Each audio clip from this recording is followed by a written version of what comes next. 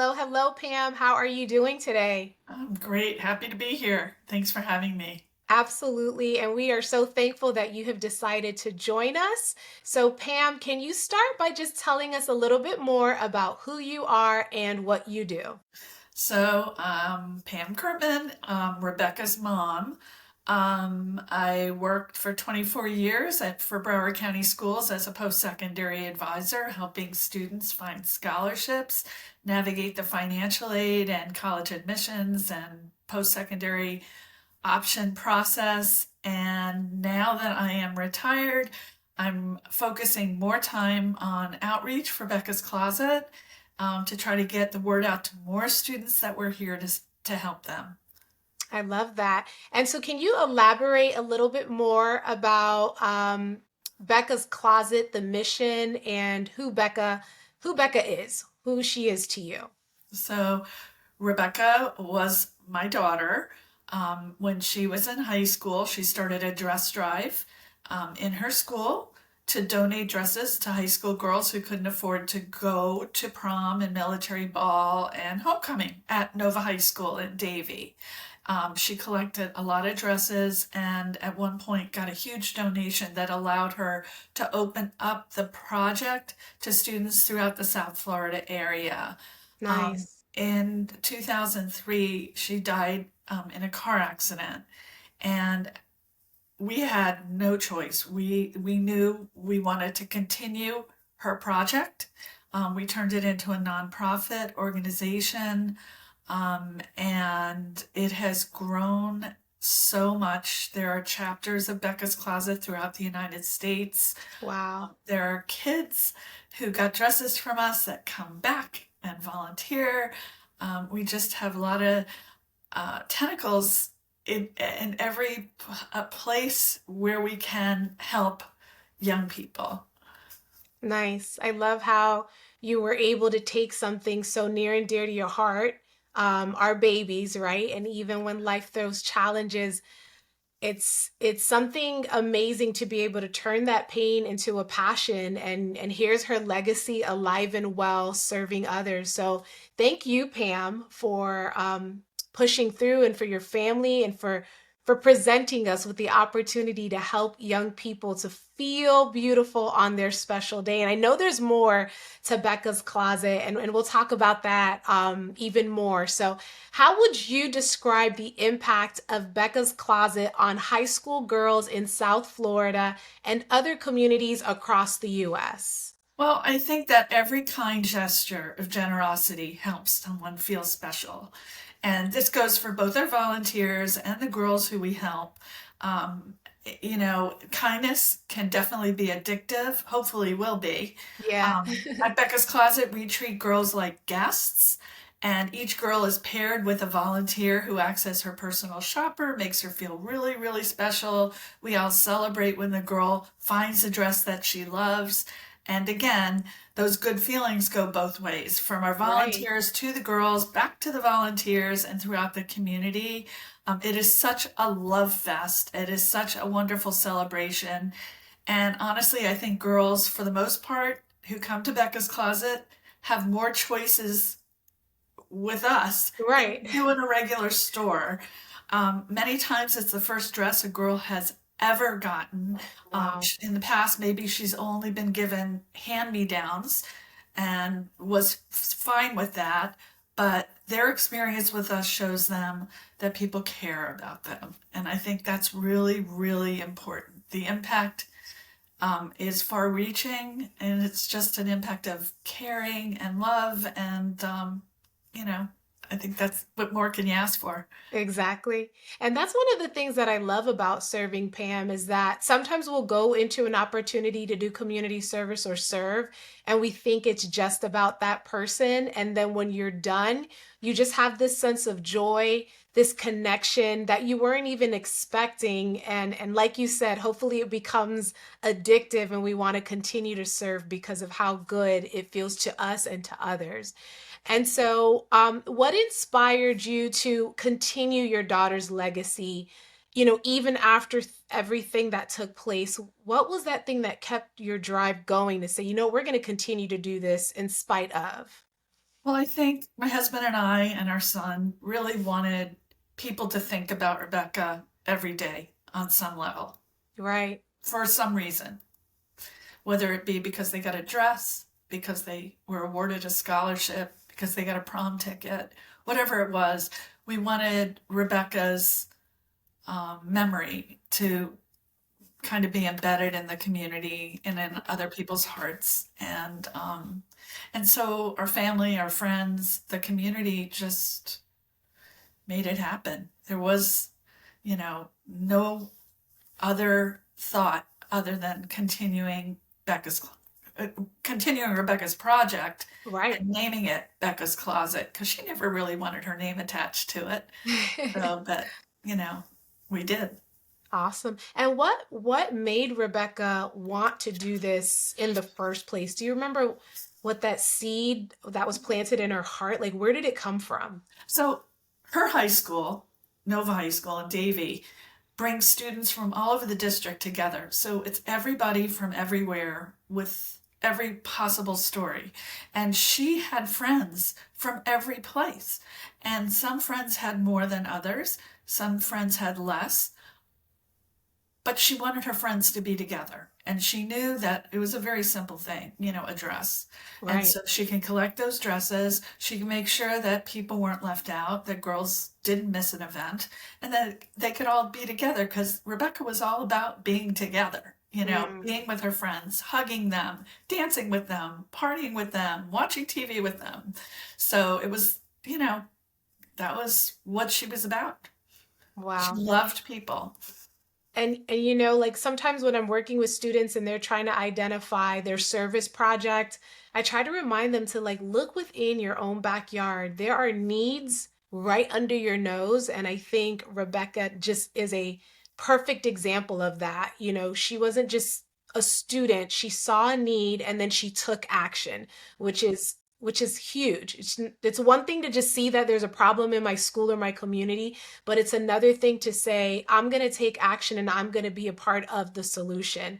And so what criteria do you consider when awarding post-secondary scholarships to students through Becca's Closet? Because scholarships are a component of the mission. Is that Oh correct? yes, oh yes. So the Rebecca Kurtman Memorial Scholarship Program has like three different types of scholarships.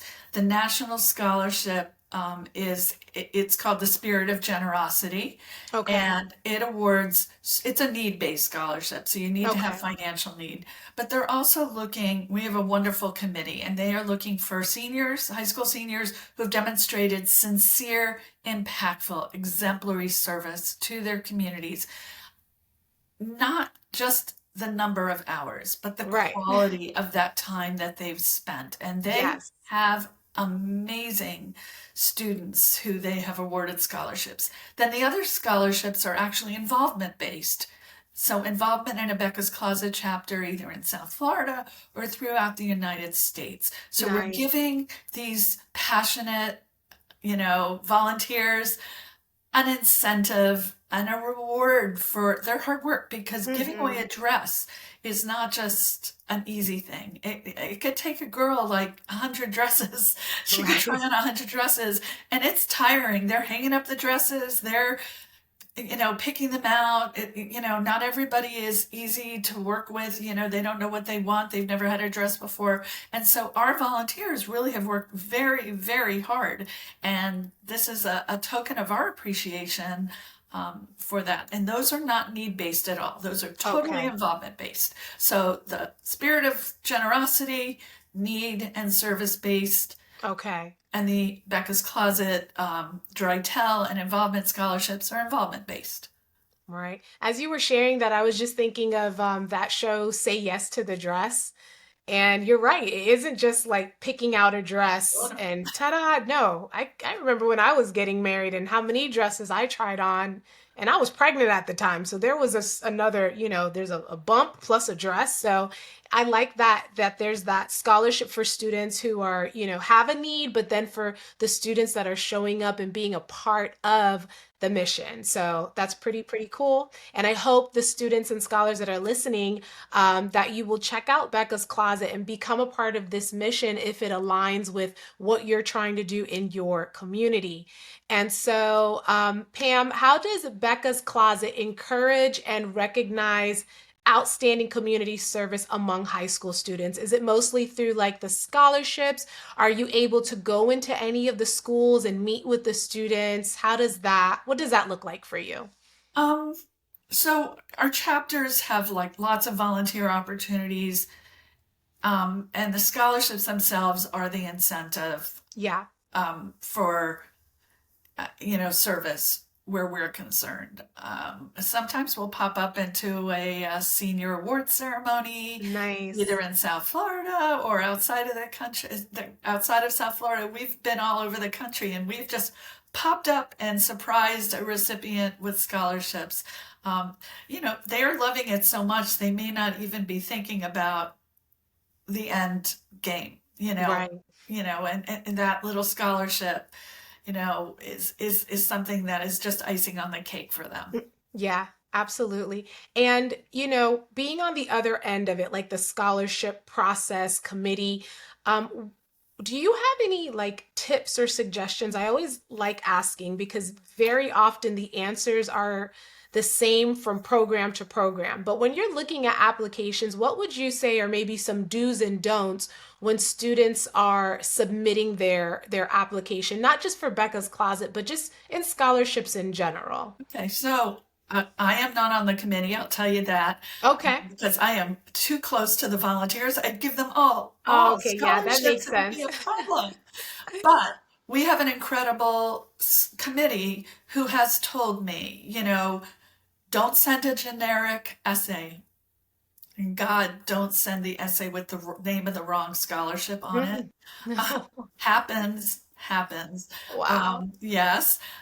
Find a person to write a letter of recommendation that's not vanilla, that talks about you, that Mm, is um, more anecdotal.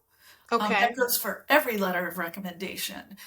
So give that teacher or that counselor or that community representative a brag sheet and fill in those blanks that they might not have. Right.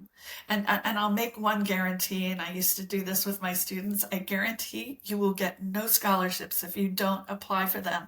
I like that. Yes. Can I borrow that? I guarantee you won't get any scholarships if you don't apply. I Yes, love it. so the other issue a lot of students have is with writing the essays. I mean, I get it. They're in school all day. They're tired. They're writing like crazy. And they're like, "Do you have any scholarships that don't need essays?" That's a contest, not a scholarship. Right. And our scholarship definitely requires an essay, and we want to hear your voice. We are not looking for, a literary masterpiece. We are looking to hear you. We are looking Mhm. for your voice and your heart, and we are looking to see your passion for Right. whatever it is that was important enough for you to take the time out of your life to spend it there. So, also submit a complete scholarship by the deadline. Um, Deadline is not a due date. Please don't try to submit a scholarship on the same date that it's due, because it probably won't be a quality piece Right. that will stand out with the committee. I guess that's my advice. No, and it's great. Everything you shared is really just Oh, the one more same thing. things. Yes, add, please add. Do not ever pay anybody for a scholarship application. Don't Mm. ever pay. Right. Absolutely, because if you're trying to build that muscle so that you can continue to earn scholarship money. So if you're paying someone else to do that, you'll never build that muscle. And it's No. just not character. Like, let's make this money the right way. Yeah, yeah. Awesome. Well, great nuggets, Pam. I really appreciate it. A lot of what you shared has been shared before, so I'm hoping that scholars and parents are really like listening and applying what they're hearing, not waiting until the last minute, not repurposing scholarships and not being intentional about at least changing the name of the organization that you are applying to. So these are great, great tidbits. And so, Pam, how can students across the US get involved with or support Becca's Closet's initiative? Whether it's through donations or volunteering or spreading awareness, what can our students and listeners do? How can they make that happen? They can go to our website, www.beccascloset.org. Okay, There are chapters. If you just look for a chapter near you, you can reach out directly to that chapter. Every chapter has its own little portal on our website where students can communicate with them. Donors can reach out to offer donations, or nice. volunteers can volunteer. In South Florida, we actually have a fully dedicated storefront at the festival marketplace. It's donated to us. And so we have our own little volunteer sign up form Wow. here where Okay, students can actually sign up to volunteer, and then we'll email them every single weekend that we have opportunities. Just nice. show up if they're available. And yeah, they Awesome. can, know that all and any help is appreciated. We have a Absolutely. shortage of plus size dresses. If you have a plus size dress that's less than 5 years old, that's sitting in your closet that you'll never wear again, please, share it. It'll make a difference for Oh, somebody in yeah, a very big way. absolutely. And so this isn't just limited to students in high school, but even adults, those who Oh, can donate and bring awareness and share. So yeah. everyone can get involved. This is awesome. Yes, yes, yes. And so, kind of reflecting on all of the lives that you've been able to impact through Becca's Closet, what are some memorable success stories or moments you've experienced, whether it be through a dress or through a scholarship that was given? Like a story that really stands out for you. Okay, got one, got two. First, Okay. a family, their house burned down, completely burned down. They lost everything. The mother wanted her daughter to go to prom. She came to us shortly after they lost everything, Mm, you know, and we found her a beautiful dress. It was like a little drop of normal and a sea of chaos in their life. And so those are the kinds of stories we love. We also do weekday sessions with special needs schools. Yeah, oh, so special needs kids go to school until they're 21. They get to stay in the system, and they have special proms for them at nice. their schools. And so we really, really love working with those kids because they sometimes a little less inhibited than more less inhibited than the girls we normally work with, and so they're really excited and it's really Yeah. fun. Also, another thing, our Maui chapter in Hawaii sustained major smoke damage because of those fires. They lost Right. all of their dresses, everything, and they're the only Becca's Closet chapter in that state. So people come from all the different islands to get dresses from them. They had nothing to offer. Between the community and retailers like Windsor and Rachel Allen, they restocked their Becca's Closet, Oh, how cool is and it? they're able to help their communities as a result. And also, Absolutely. there, as far as scholarships go, there was this one student who he volunteered as an EMT. Eventually, he wanted to be an EMT, but while he was in high school, he volunteered. While he was volunteering, he did his community service hours as well towards I guess, his certification. Um, Wrote this beautiful essay, and at the end of the essay, it said nothing about his circumstances. It was only through the letter of recommendation that we found out that the student was hearing impaired. Just didn't even mention it. Right. So I love the humility of some of our applicants for the scholarships. It's really amazing. So Yeah. all of those things. Wow. This is all good news.